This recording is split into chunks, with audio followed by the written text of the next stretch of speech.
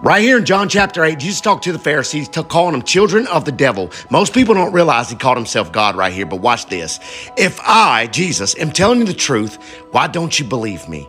He who belongs to God, what does that say? Hears what God says. Who's talking? Jesus. I, Jesus. You would hear what God says. Then we're going to move over here in that same conversation, and they says, at this, the Jews exclaimed, now we know that you are demon-possessed. Abraham died, and so did the prophets.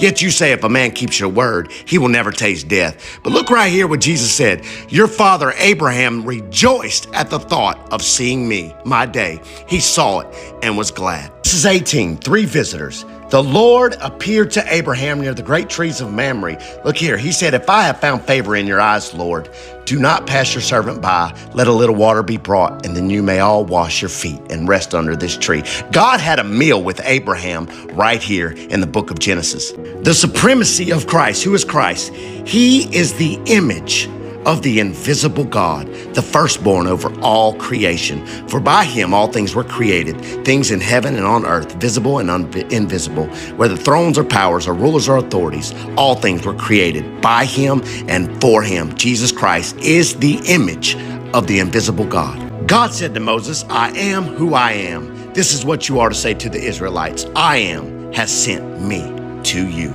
Remember that. Now we're back to the same conversation with these Pharisees when they were accusing him of blasphemy and all this. And what did Jesus say?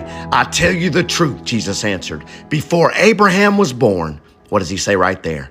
I am God. But you might say he calls his Father God. Yes, he does. Now, one last point.